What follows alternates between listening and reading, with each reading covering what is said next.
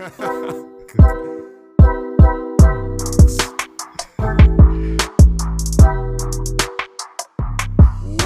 to the Trinity Techcast. This is episode number 84, and we are recording this on the 29th of September, 2024, the last Sunday in September. Sorry, I cough, but I don't have the cold. But I'm allergic to what is coming next after September. And my name is Mr. Charles. No, my name is Mr. Charles from makeITsimpleTT. That is Akeem there from Redbit_Tech. What comes after September is Christmas. You're allergic to Christmas? What do you mean you're allergic to Christmas? I don't have any sort of emotional attachment feeling towards Christmas at all, you know. Don't let your children hear say that, you know. So I mean, you don't feel, I could understand that as an adult, you know, but as a child, yeah, you used to look forward to Christmas, but as an adult, not so much. But now, you know, Christmas is for the kids. I don't have kids anymore. I have preteens. I have twins. So their only thing in life is, I want this for Christmas. So they'll just be like, Daddy, I want this for Christmas. And what they want costs $5,000. $4,000. One want a Oculus, a Meta Quest 3, and the next one want a PS5. Right? And I had to be like, well, you know, you gotta get an A+ for that. And I was like, so if I get an A+, I'll get it. And I like, well, yeah, I had to dangle the carrot in front of them. So that ain't bringing me no joy. That just spending money, right? And it's spending money on things to make them happy, yes, cool, whatnot, and give them some sort of motivation in life. But right, so look at it this way, right? You giving them that motivation, get this A+, and you'll get this. So you in turn had to use that as motivation to make more money. Yeah, what you bring it down to? You bring it down to I have to make more money. That was Christmas too. I had to make more money. Like I am like pure. I'm religious enough to understand the real reason for Christmas and the real desire for, you know, making sure that it's a time where you recognize Christ's birth and whatnot.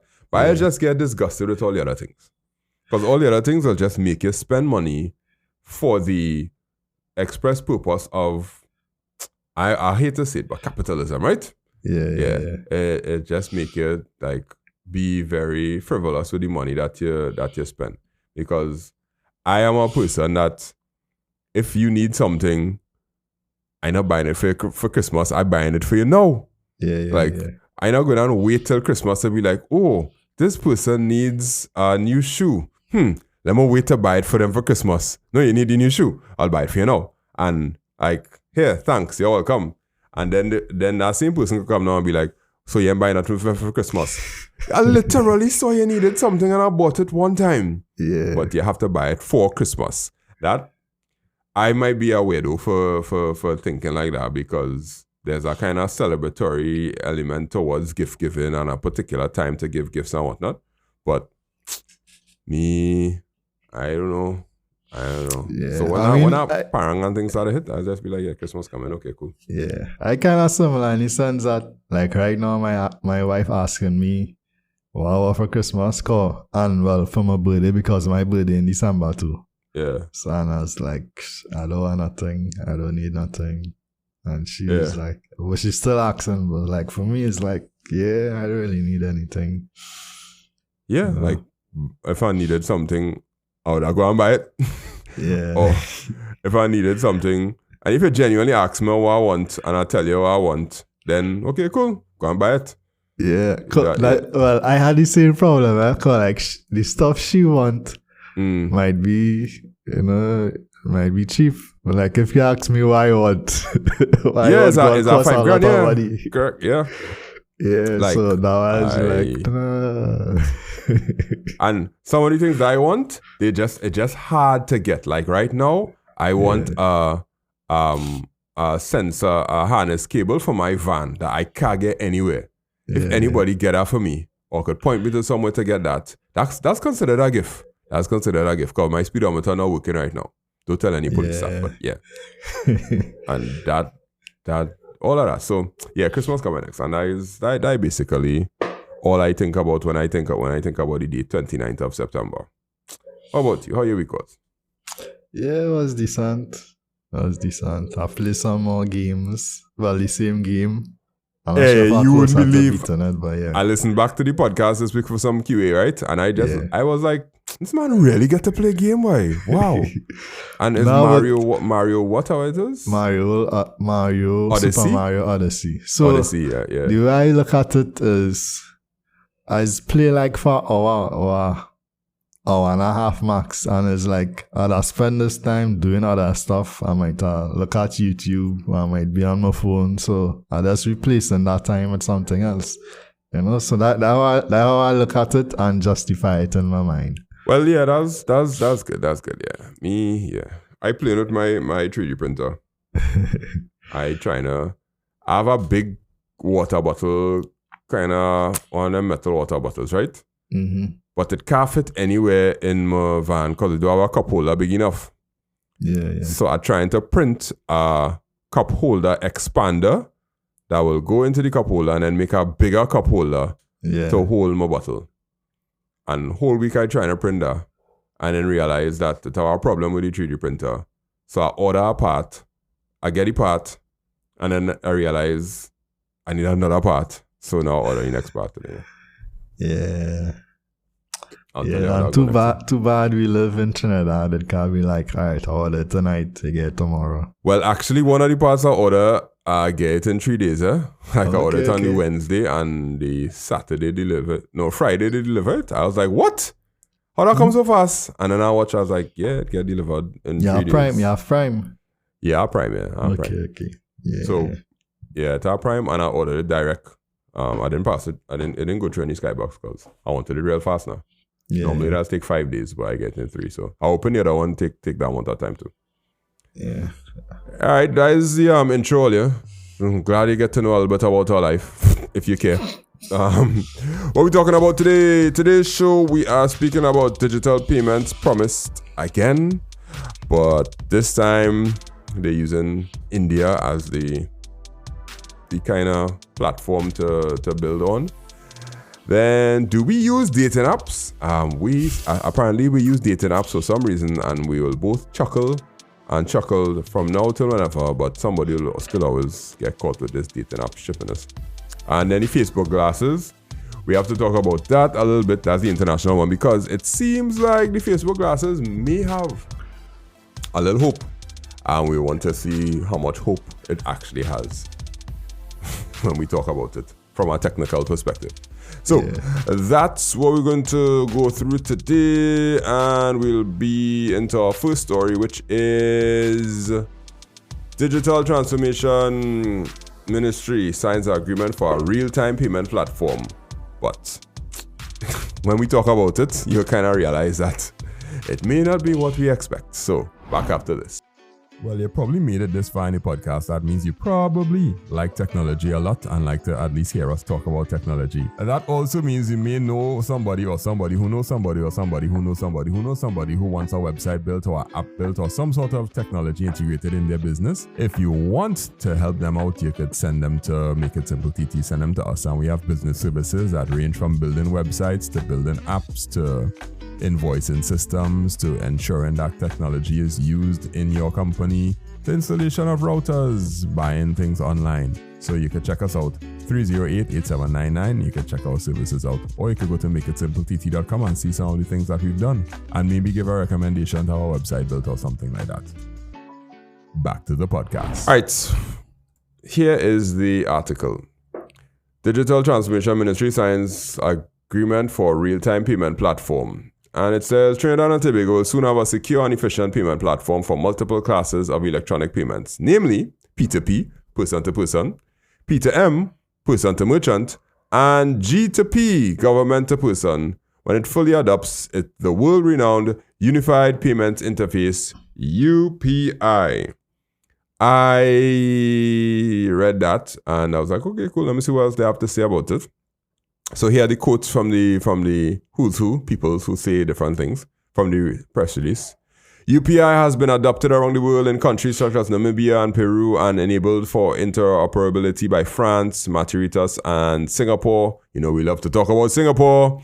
The Unified Payments UPI provides the flexibility to transact from any bank account from participating banks using mobile phones. The ministry said this makes it easier and more affordable for citizens to use digital payment systems. I say students, yes, yeah.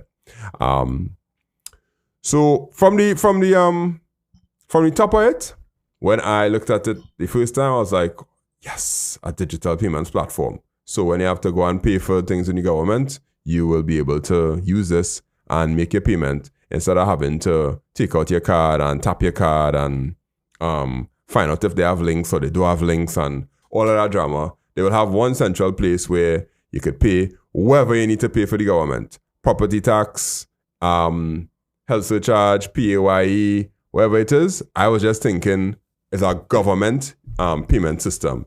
But actually, I don't think it's that. Like, what was your first thought when you saw it?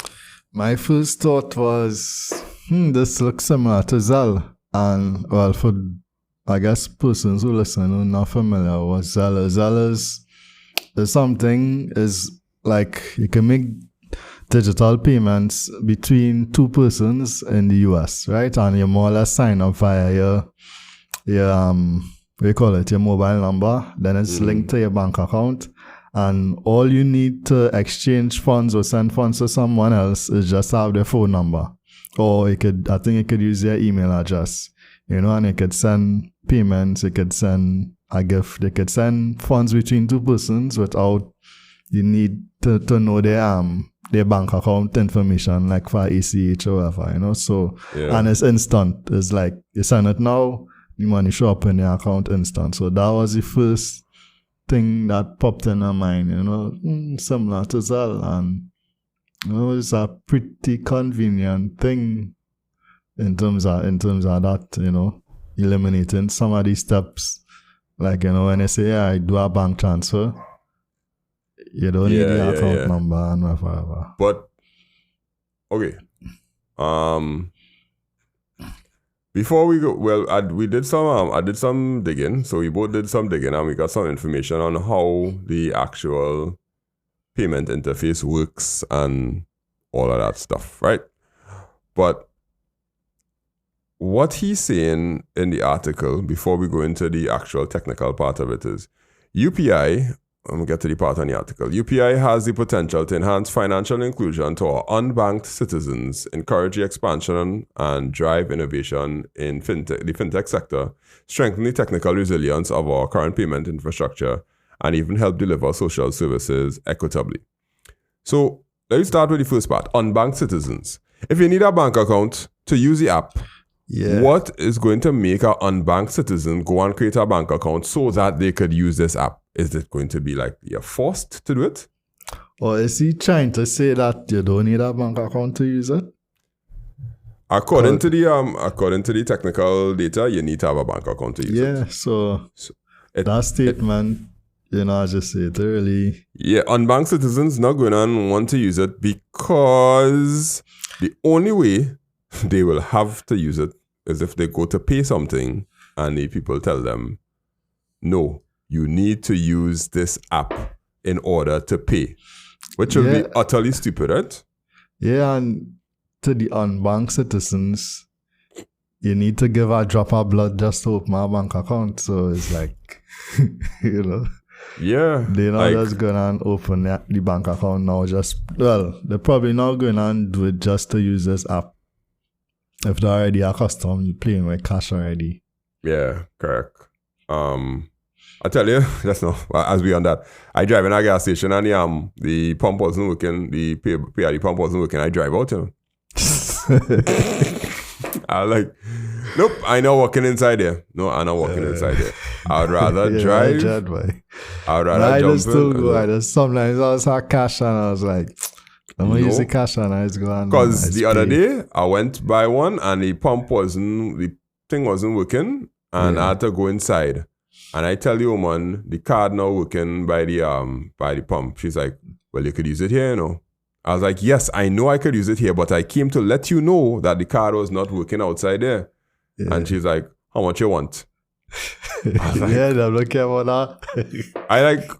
I really just wanted to let you know that I wanted to use the pump and you vexed with me because I come inside to tell you that how much you want. So I tell her, yeah. And you know when you're using your car fill up, you have to tell her my exact number. Yeah. Yeah. You don't know your number? Like I yeah, could know. yeah, of course, yeah, of course I know the number, but I just wanted, I like to put my card in and let the whole thing fill up.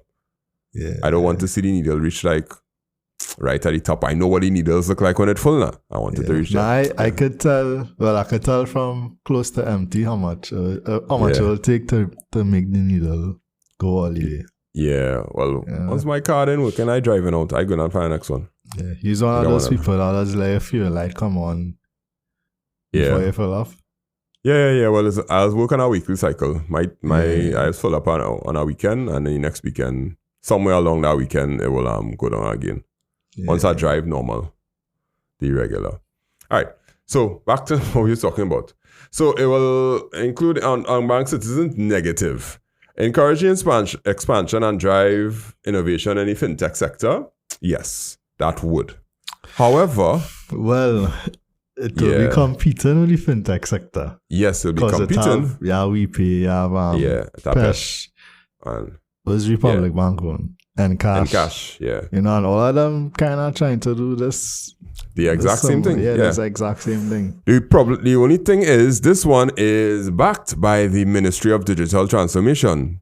Because the Ministry of the central bank had to work with all the other people. Yeah. The central bank statements was just that we are very happy, right? So the creation the creation of National Payments Platform will be advanced through collaborative engagement of key actors in the financial sector, including the Ministry of Finance, the Central Bank of Trinidad and Tobago, and the private banking sector. So the central bank will just do probably the same thing that they had to do with PESH and just make sure that your technology is solid and all that kind of drama. But I don't think they're going to do anything extra or special.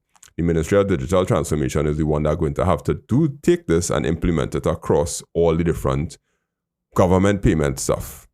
Well, the central bank would come in, I think, would be, you could implement it with the government stuff. But if you want to do P2P and P2M, the business to business stuff for the person to merchant stuff, you need to have it implemented across all the banks. You know, well, it's a participating banks. The press release says participating banks, so the banks will have to participate. Yeah, just like how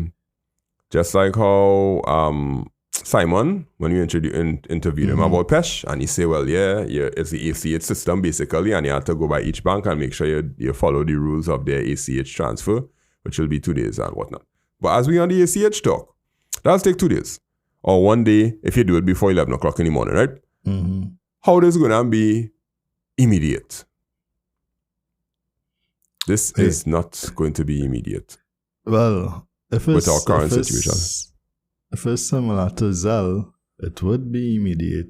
So, I guess you have the instructions or the kind of steps for the overview there. Let me go to that before. That's not one thing. Strengthening technical resilience of our current payment infrastructure and help deliver social services equitably. The social services part, I could see that because they will be able to send the money to your account quicker if you have our account with this app. All you have to do is give them your phone number and they'll send it and the money will go to your bank account faster than ACH, I guess. But everything else go to ACH. Right, so this is the website here.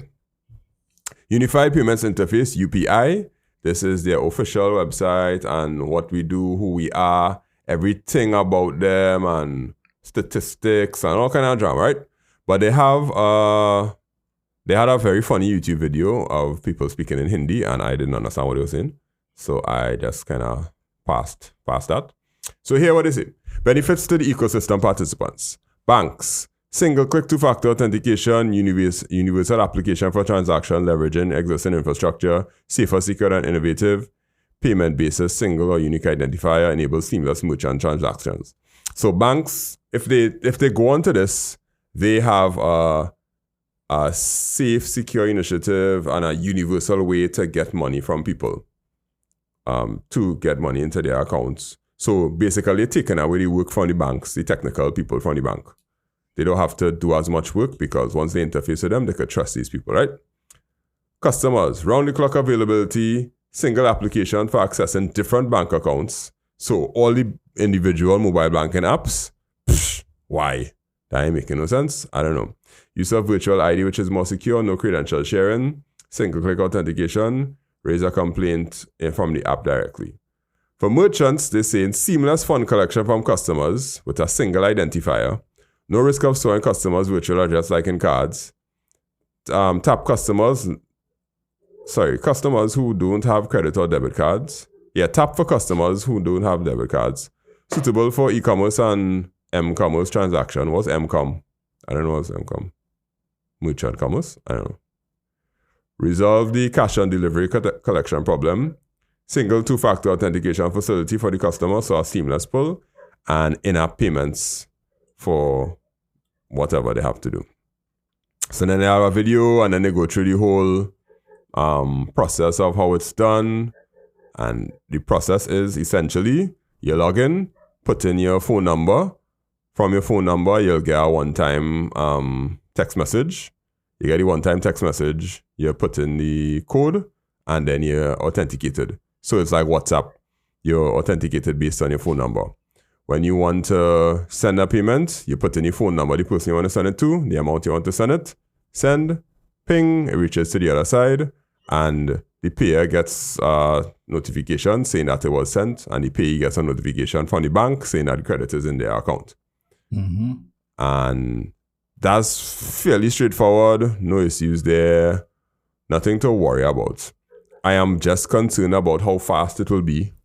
And So, if it fast, it had have some sort of... Go ahead. Mhm. Based on what I'm seeing online, it's supposed to be instant and in real time. All Right. Let me see if I could get the actual link for you to look at. Now, if it's real time, right, while you get the link, they had to have the central bank had to have some kind of pool of money to allow this thing to go real time and then process the ACH after. Because you can't trust, like, ACH is not instant. Yeah.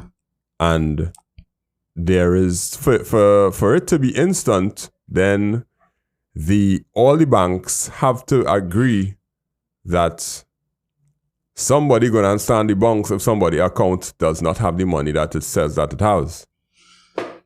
But who gonna do that? Yeah, I mean, you probably had to dig into that aspect a bit more in terms to see how exactly they would handle stuff like that. You know, whether it is once every bank online, it has some type of seamless data transfer that allowing it to be instant, you know? All right, let me see if I could break it down to an example, right? Let me say I have $100 in my bank account. And then I send $50 to you, then $25 to one person, and then $25 to the next person, and then $25 to the next person.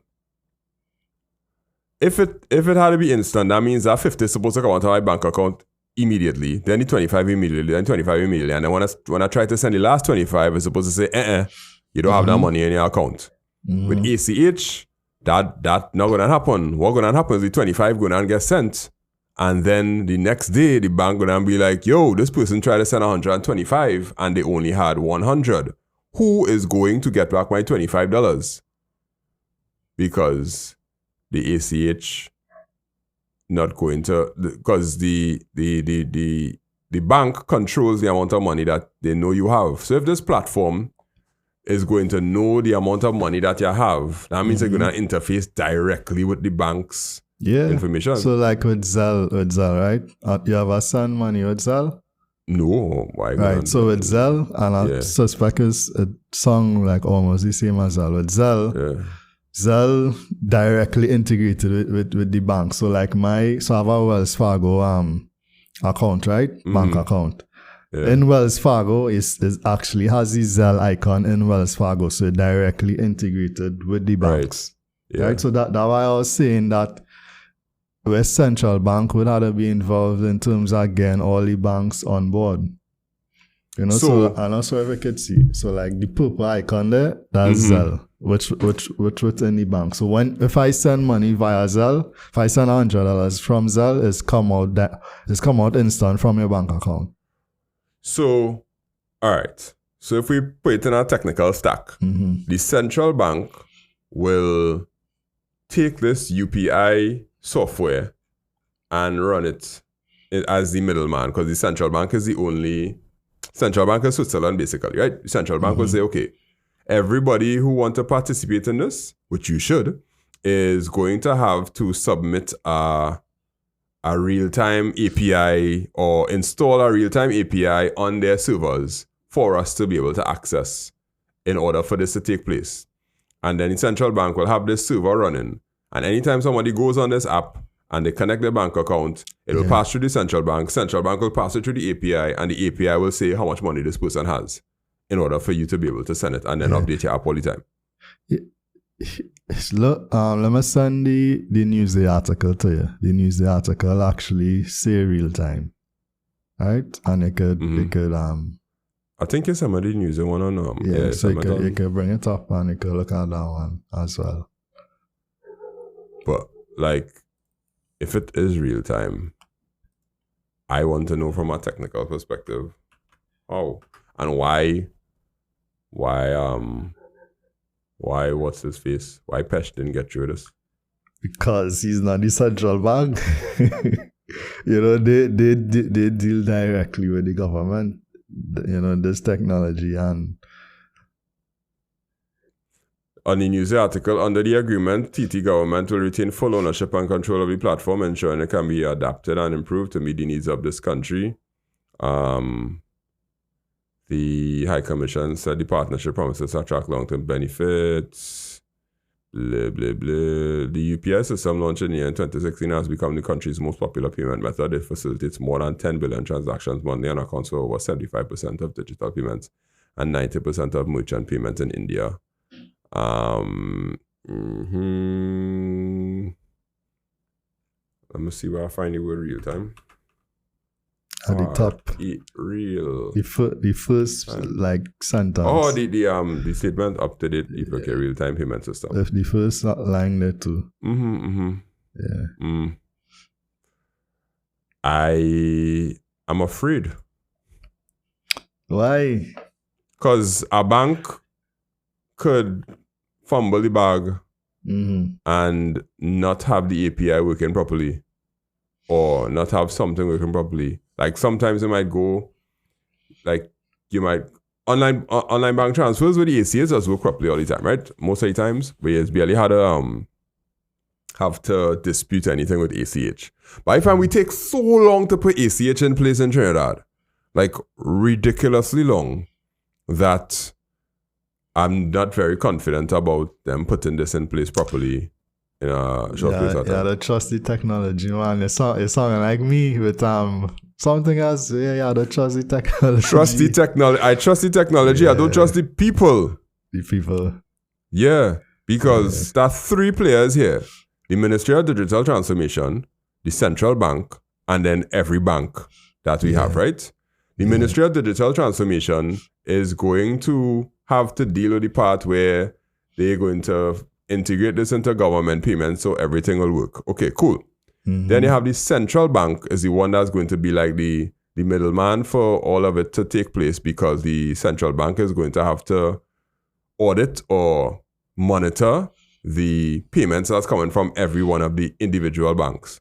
But when it comes to the individual banks now, each one of them have a different system. One might be using AS400 server, and next one might be using Oracle, and next one might be using AWS or whatever it is, or next one might be using an on-prem server that might go down, and then this API thing mightn't go through, and then all of a sudden my transfer from my FCB account not working because FCB have planned downtime that they didn't tell anybody about, and my transaction not working.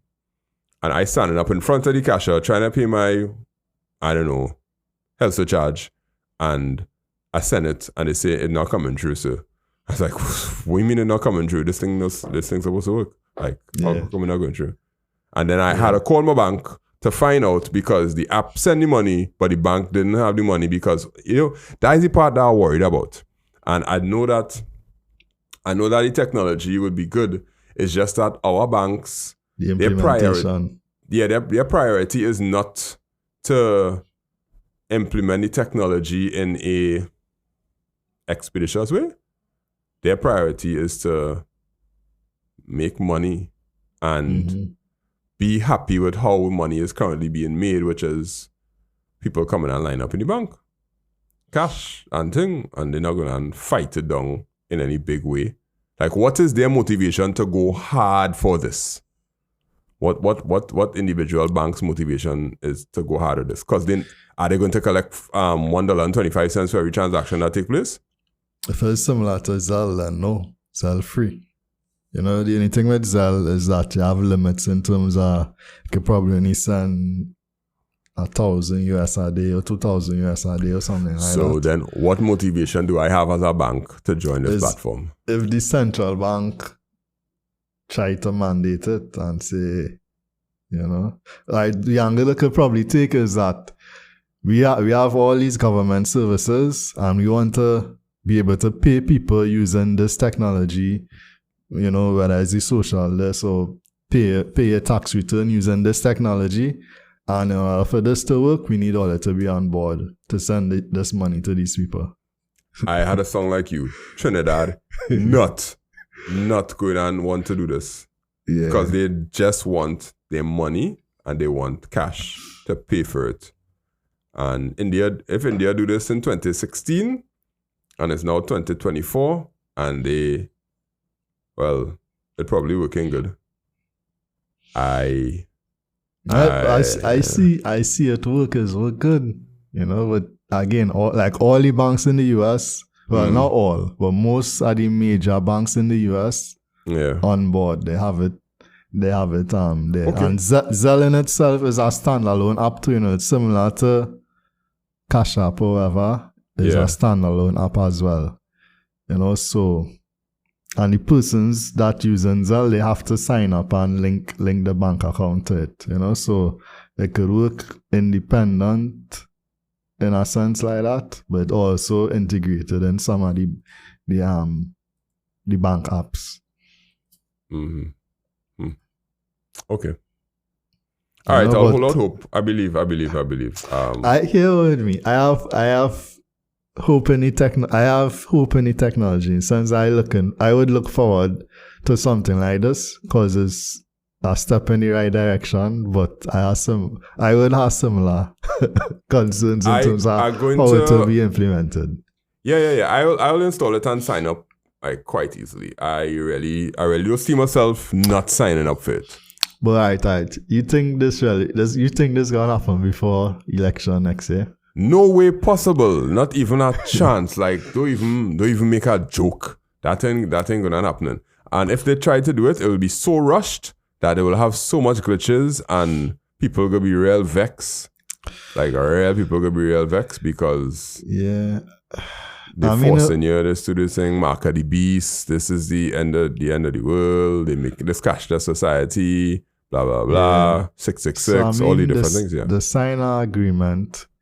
But I don't think we sure in terms of the terms of the agreement is, in terms of support, how long. Well, they say we're solely owned by us, so I gather in the Ministry of Digital Transformation is going to be the ones that are supporting it.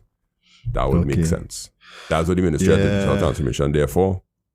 So the tricky thing is, how we politics is play off. We had countless examples where one government starts something, they could put billions of dollars into it, and government change.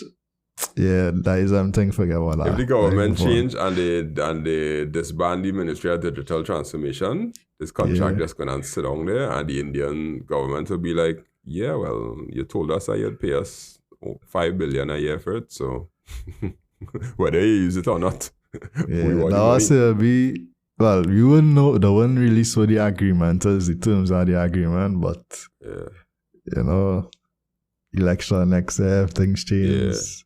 Yeah, but hopefully, we don't hope that. But this is good, and I'm glad that it exists. I just concerned about the banks part because I know that banks don't do anything unless there is some ulterior motive for them to gain profit, which is why they had all the online banking transactions free for a long time. Yeah. And then they just like, we can no longer sustain this, blah, blah, blah. So $1.25 for every transaction.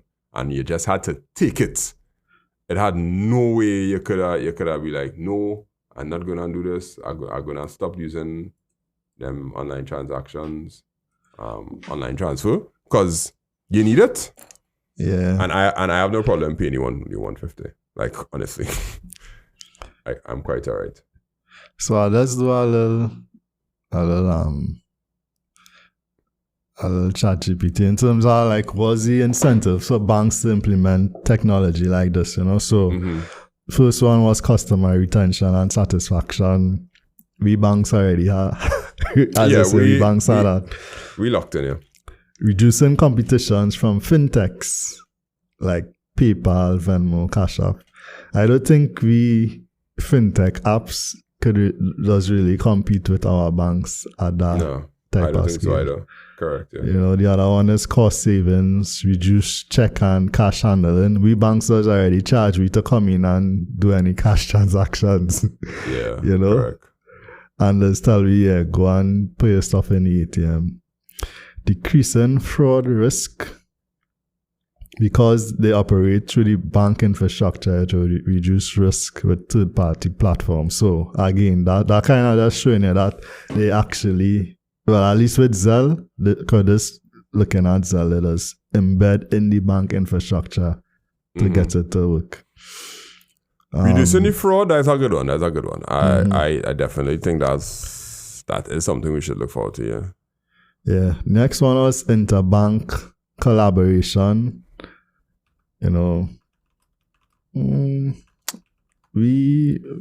I guess, like right now, for banks to do ACH between banks, as they say, you have a fee, but with this, it may not have a fee. May not. We'll see. I didn't get to go as far as to check the implementation of it in all the other countries that they said, like Peru and thing. But I should have done that, but I didn't really have time. I just got to the source. But if Singapore did it, like these benefits, it might be a hard sell for we banks, because we banks already making a lot of money. Yeah. And they're making a lot of money without having to put out any more money. If you tell them this going to make, or you see that how much percent are unbanked people, 60. I'm not sure how much. If this going to help make these unbanked people come and create bank accounts, they'll be like, all right, okay, like come true. Yeah. But I'm not sure you're going to do that either. I'm not sure either. Okay. Cool. Talking about Trinidad adopting things, I don't know one person who uses a dating app. I don't know if you know anybody else uses a dating app. Now that you say it, I know some people.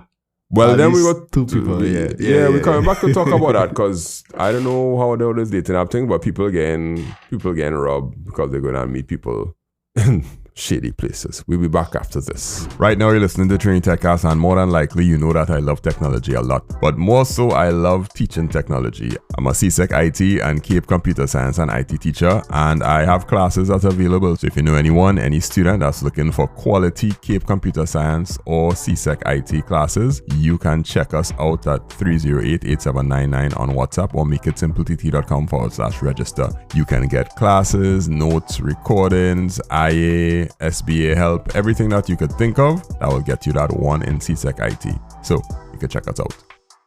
Back to the podcast. Misclick, right? Yeah.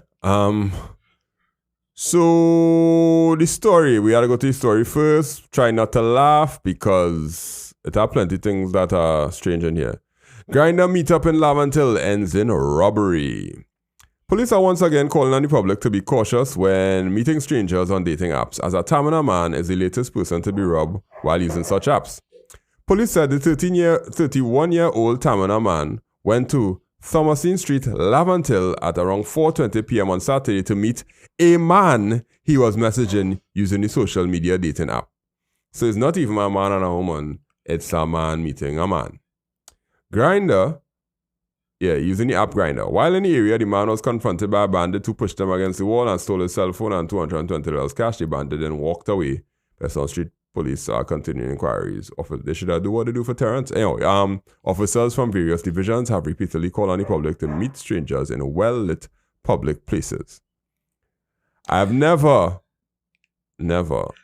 met a person who used Grindr in Trinidad and Tobago. So, you know what kind of dating app Grindr is? Oh! Well, it's news to me now. News to me now. You know, it's for LGBTQ persons. All right. Exclusively. Okay, I didn't know that. Thanks for letting me know. Yeah. Actually, I just Googled it right before. I didn't know either. But yeah, so I personally don't know anybody who's used Grindr. But I know some persons who, what's the other one? Tinder? Tinder, yeah. Yeah, I know some persons who use Tinder both locally and like when they travel to other places, like they use it to just kind of hook up with people. So in Trinidad, I don't know if this is just me with the few people that I interact with who use the app, so if this always be used in general, but the persons who I spoken to in terms of does actually use the apps, they say it's more or less not really for serious. If you meet somebody seriously, it's more or less like to do a hookup. And a lot of the times the people you see on those apps, it's kind of what to say, right? It's just people looking for hookup. It's not really okay. So they're desperate. They kind of stupid. Not desperate. They're just that's looking for a fling. Frivolous. Whatever the word is, right? Yeah. Okay. Now, I understand that. I am not stigmatizing in any way an area of Trinidad and Tobago, but we know that you don't go and meet anybody new in Laventille for anything. Yeah. Right? You don't meet anybody there. You don't meet anybody in Edinburgh 500. You don't meet anybody in what's the place in South? Forget the place, boy. Union Hall or some kind of thing. No, Union Hall, not bad. Not bad. I can't remember. Yeah, it's some places. Right? But I know that if I go down and meet anybody, I am meeting you by the police station. Yeah, but this different. I could understand that different because like the Facebook marketplace style robberies where you go to. So I just let you know my starting point is by the police station, right? Now let me work our way down from police station because police station but there's a obviously different like a type of transaction. Right. So let me work our way down. After the police station was the next best place to meet somebody. Like in a mall. Real public, yeah, like a mall. Right. In a mall, in the atrium, or in the food court or something, right? Yeah. That's a straightforward. After a mall, where can you go again? By a KFC or some sort of restaurant or something. Depends on where the KFC located. Right. Yeah. Something like that. KFC Independence Square. Right? Somewhere like outside of that, I'm meeting, else. Right. But the lowest place that you could do is on a street. Like meet me on this street here at whatever time. A street? So you see, y'all understand. Well, when it comes, that's when you're making a sale, right? But as I said, there are different type of transaction. And when people looking for that type of transaction, they just do stupid things. Double Palm is not a place? Yeah, but I don't know. You had to meet the person. First. Go out on a little date at a mall in a food court. Like Trinidad, I know Trinidad is like homophobic, But two men sitting down at a table and eating ain't going to trigger no red flags unless you're dressed very, very, very weird. But for the most part, it ain't going to be no problem unless you try to hold hands or that kind of jam, right? That where the homophobia will come in. But the meeting in a street boy, it has so much red flags that I wonder if the people who get in court just totally ignore them for fun. You know how it is, when it's a new technology or new apps like the local app or like Pesh, and we download it for research, you think you'll ever do that? With a dating app? No, because my information will go there and then I'll start to see ads. I know. No. Yeah. Okay. It's an article. I mean, you can look at videos to see whatever. No. Yeah, this happened already. You sent me another article in June? June, and then last October. And the pattern seems to be Grindr as well, Alright, so then there's some sort of social engineering taking place here where... it could be that people pretending, kind of like catfishing. Yeah. Somebody will be like, we'll target all the bisexual men because... Or gay men, yeah. Yeah, because they may be the ones that will be most susceptible. Because if you try to target women too smart, or women mightn't be, willing to do that. Probably, I don't know. Like you'll have to pretend to be a... Yeah, well, you have to create a fake profile, which is what everybody else do on Tinder. They just create a fake profile and thing, and that's how there's targets young ladies.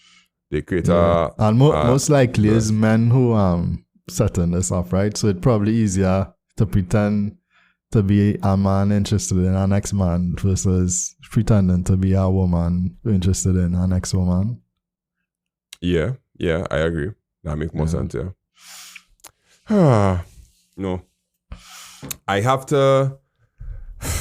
I don't know discriminating. Anybody who's listening to the podcast and anybody else use dating apps in Trinidad and Tobago, I'd love to know. I'd really love to know where they're...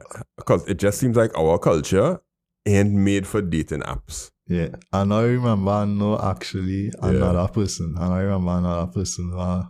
who told me they use dating apps and same experience.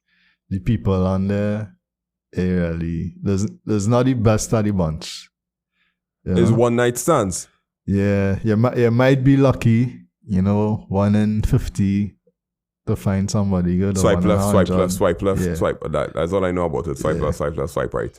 Cause like me, I don't think I would ever... But if I was in that position, I don't think I would use it for something serious.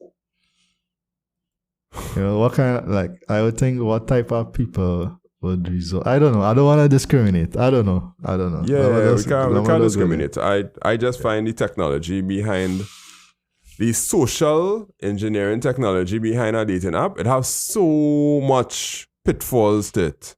Mm-hmm. Like the most ultimate pitfall is that somebody could just fake who they are and you are going to build your affinity for them based on this profile that they manufactured. Yeah, and who knows, it could possibly be that it's probably really a next gay person on the other side, but it's just that there's a bandit or there's a criminal.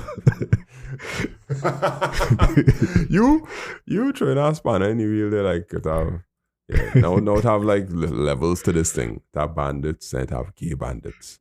And gay bandits had to use more intricate ways of luring their victims. Their victims into these. No, all right. I don't know.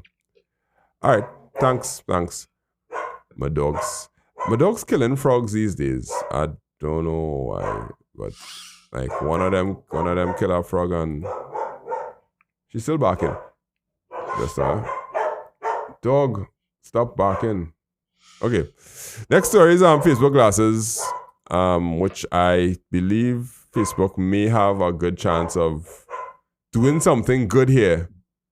Maybe. Or they will just find a way to show you ads and steal your data based on the things that you look at. I don't know. Let me see. Well, because you're listening to this podcast, more than likely you know how to order things online already. But if you know somebody who doesn't know how to order things online and you probably just fed up having to order things for them and you want them to be able to get a little more self-sufficient with respect to ordering things online, yeah, we have a service called Order It where you can send the links and we order it for you and we deliver it straight to you. So if it's somebody who is not technologically savvy, doesn't have a credit card and they want to order things online, hey, send them to us. 308-8799 on WhatsApp. And we'll be able to help them order it and save you the trouble of having to buy things for them. Back to the podcast. So Mark Zuckerberg himself went to debut these Facebook glasses, right? So let me get the article up. So I'm pulling it straight from Meta's website, not from any news article because I don't want to misrepresent them. They said, today we unveiled Orion, previously codename Project NASA, which we believe is the most advanced pair of AR glasses ever made. Orion combines the look and feel of a regular pair of glasses with the immersive capabilities of augmented reality, and is a result of the breakthrough inventions in virtually every field of modern computing. By giving Meta employees and select external audiences access to Orion, so our team can learn, iterate, and build towards our consumer AR glasses product line. So I found out this week that the actual consumer launch of this, they don't even know when it is. They demoed a beta test, right? So what's really happened is that they have the glasses. So look, I have it up on the screen here. It looks something like this just now. Yeah. So you had to put on a kind of wristband. And your wristband could read like with your finger movements, where you're pinching and you're turning and twisting and all those different things. And you could interact with a lot of stuff all around you. What it really is a glass with a projector on the top right-hand side and the projector projecting onto the glass. And it's very precise and it's tracking the information. But what's the size of it though? The size of it is not that bad. It's bad, but the frame's not exactly, I see people with bigger frames than that, and it's regular glasses. Yeah, it's awesome. So like the ears part, real thick, right? Yeah. So obviously all the electronics and things going inside and going down to the back. And the frames have some big things. And it uses a very special glass, I read, that real hard to manufacture. So it's not ready for consumers. However, it lasts 2 hours in the demo. Now, it lasting 2 hours in the demo is amazing just for battery life alone, because to run them projectors and a little screen for 2 hours on your head without it getting hot, according to the tester, and because this was one of the testers from Verge or some one of them tech channels or something, so I watch a video or listen to a podcast on them talking about it, and they didn't have any issues with it. And these are some real nitpicky people. Yeah, nitpicky people. It's like they were surprised that it worked. Now, it's a prototype. AR failed real bad with the Apple Vision Pro. Because this is the Apple Vision Pro, but done way smaller. Because the Apple Vision Pro is just a monitor that you could turn to a pass-through glass if you want to. But it's like projecting onto a glass, right? That's basically what we're doing. So it's like a mini projector in your eye. If it does come into play, right, and people actually put it on and could look and see real-time information about stuff that's going on around them, Meta might be on to the next stage of data gathering that will blow your mind. Yeah. Because the data gathering that they're doing right now with your phone, with WhatsApp, with Instagram and Facebook is based on your scrolling habits and your tapping habits. If they could get the data based on the things I just look at, That is it. All privacy gone. It had no hope. Yeah, and Nothing. the next thing too is, would people trust Meta with something like that? Because I mean, a couple of weeks ago, we spoke about, the speculation with your devices actually listening to you, right? So listening and seeing, is two totally different things. That's a bigger level of privacy, and Yeah, your question is, what people trust Meta? Yes, people already trust in Meta blindly, and they don't care. Like, people don't, I think the vast majority of people just be like, it's out there already. It really don't matter to me. I have nothing to hide. Like, that's why people still using Facebook. That's why people still using Instagram. Like, there is nothing to hide, because you could consciously look at stuff or whatever on your phone, but in real life, you watching this, you're looking at whatever, that is, you could literally have a lot to hide with that on. Okay, I mean, you probably had to consciously. What's the draw for people using Facebook and Instagram? What's the reason that they can't give it up? The addiction in terms of being connected and seeing, whether it's entertainment or being up to date in terms of stuff happening around them, different people. Right. Okay, cool. So my daughter and my son, every single night they're on a Google Meet call with their friends. And our Google Meet call will just be there. To the point where them just fall asleep on the Google Meet call, and I wake up in the morning and I seeing people just sleeping. Yeah. All you hearing men snoring and all kind of thing because the call just on, right? Yeah. On. All the time. They play in Roblox and they have the call on in the background and they talk. They're using that, like basically how you're supposed to use Discord. Yeah, that is how they're using it, right? If Meta say, all right, cool, we're going to have this killer chat feature where they could put on data or whatever it is, they figure out the battery life situation. And everywhere you go, you could be talking to somebody and then that somebody could see what you're doing. Like how people just be on WhatsApp calls now and there's use video all the time, which is beyond me. I can't grasp how your default action to call somebody is to video call them on WhatsApp. I mean, it's a certain people I just video call, like my mom, like some of my aunts, we video call. Yeah, not a human being I call video call unless I need to see something, unless I need you to flip the camera to show me something. Right? Yeah. That is me. Well, to be honest, my mom don't live in Trinidad, so that's why I just do that. Understood, and I accept that. Yeah.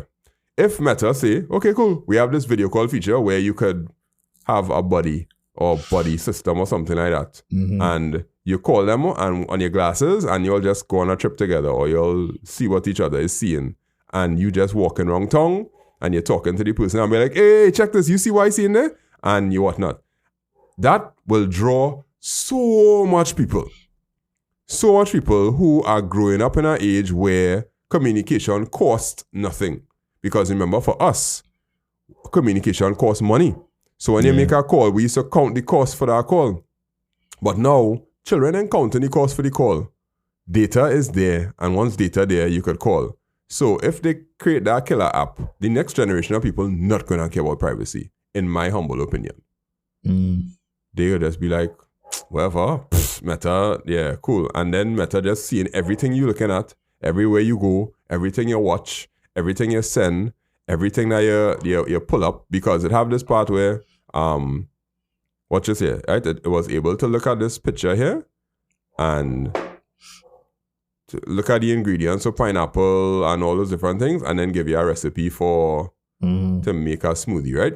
But it was able to figure out all of them. All of them actually have names on it, like oats. Well, clearly it's oats. It figured out the banana and the pineapple by looking at it just from vision on, right? So, like you said, they get to the point where you're using this in the kitchen and you're cooking, and I don't know, Coca-Cola realized that you have Coca-Cola in your fridge because you open up the fridge, and then you start to get Coca-Cola ads because they have it stuck. This is a step in the direction of a lot of sci-fi movies we see already in the past 10, 15 years, in terms of that same thing, It's in the direction of Black Mirror too. Yeah. A Black Mirror episode. Well, I think whether you say save the day or not, but I think they would find a lot of roadblocks would be the EU, in terms of getting this by them and all the privacy issues and stuff like that. They would have to dot the I's and cross the T's real good. I feel that they had enough running with the EU so far that they don't start to work on that already. Yeah. Like they know that is one of the biggest hurdles because it's like project planning. You gotta know what your constraints are and what the possible risks. Risks are. Like this is a risk. Contingency and the EU is a risk. And if they want to bring this to market in the next 2 to 3 years, them lawyers done working on the EU already to say, okay, this is how the data is going to be collected, this is what we're going to do, blah, blah, blah, children under whatever can't use it, and all of the stuff. Yeah, I feel they done it. They do it already.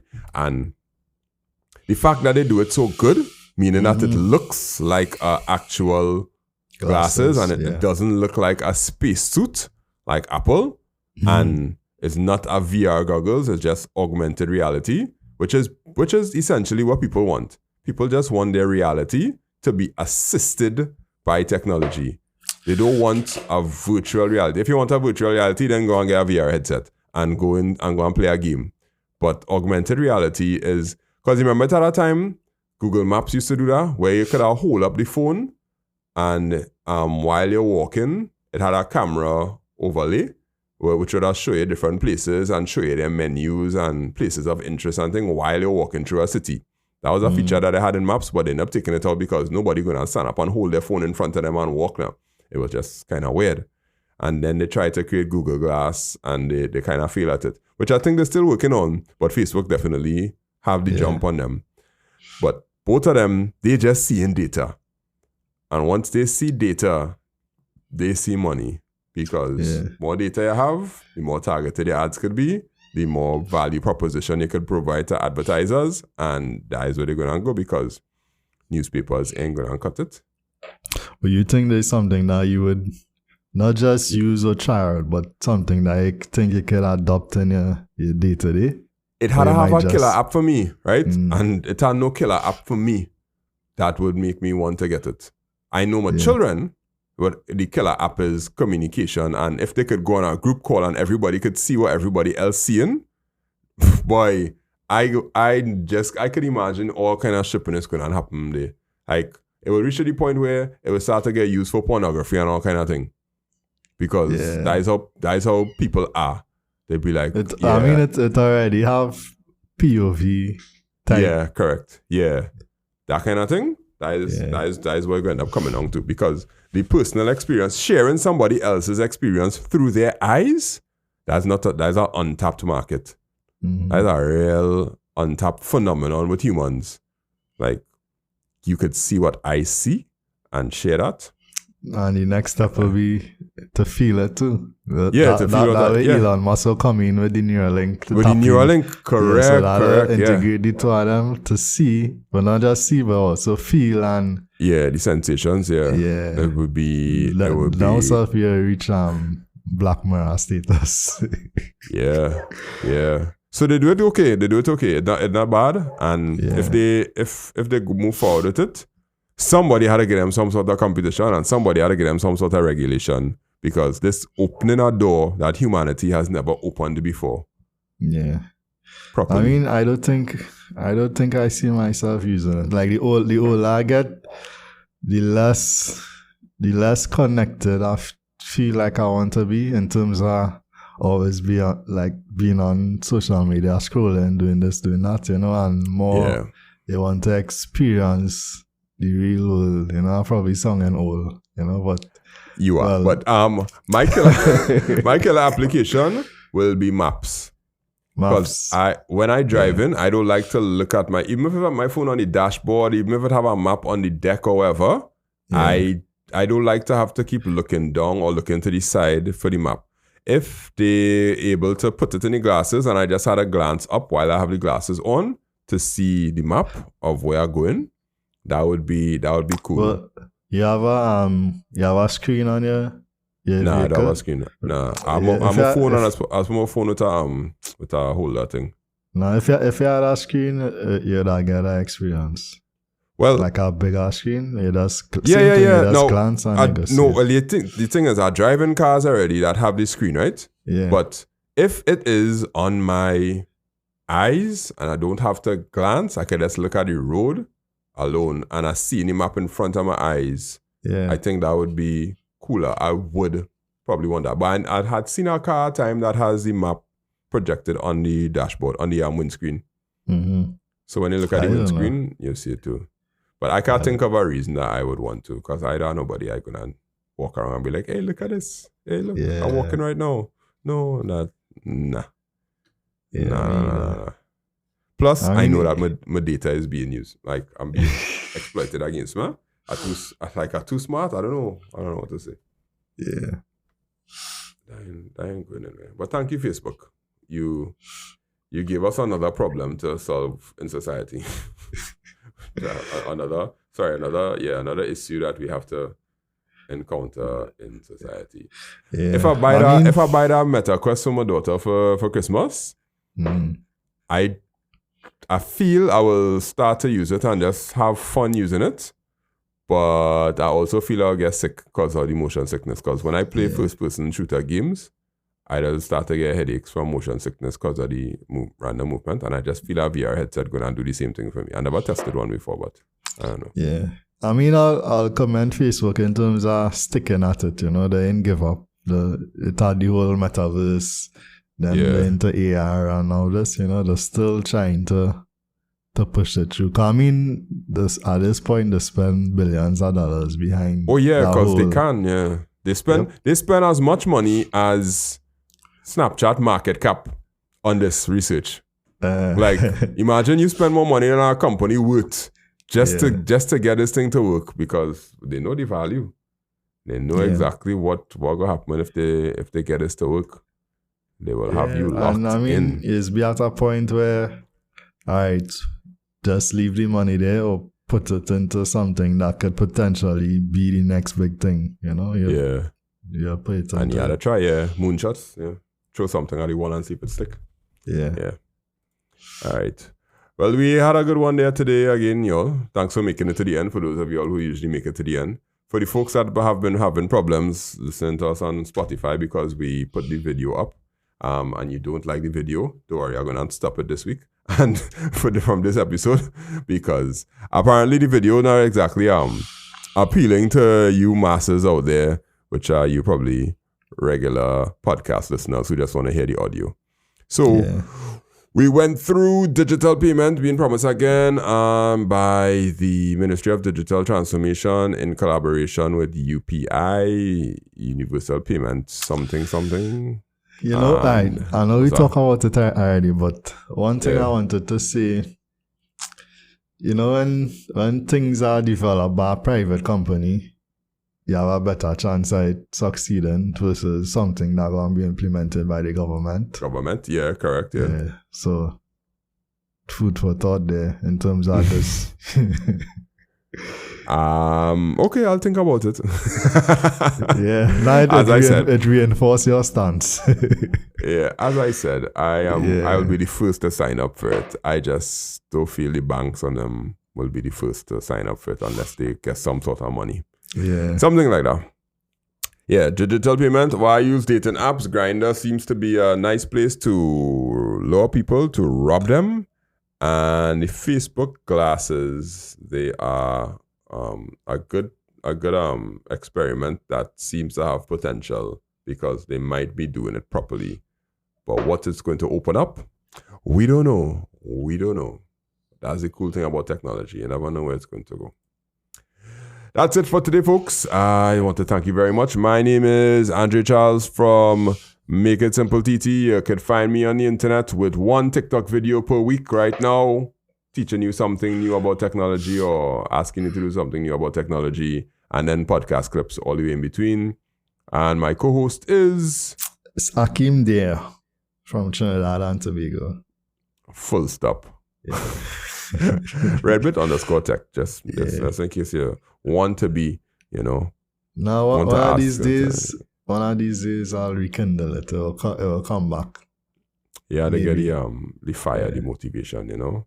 Your It's daughter not- had to say, Daddy, not let me really- make a video. And they'd be like, sure, kid, let's make a video. You know, when I was younger, I used to, Yeah, sorry. back in my day.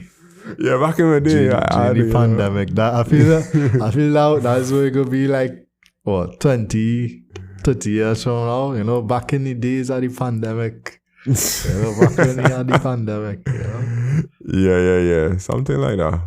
All the children don't understand. Yeah. I don't think so. I tell you, we heading out there. We'll see you all next week. We never know what is going to happen, but apparently every week something technological taking place that we could talk about. So that's a good thing. At least Trinidad have tech stuff to talk about, which is good. And we'll see how it goes. So have a good week. Later. We'll see you all next week.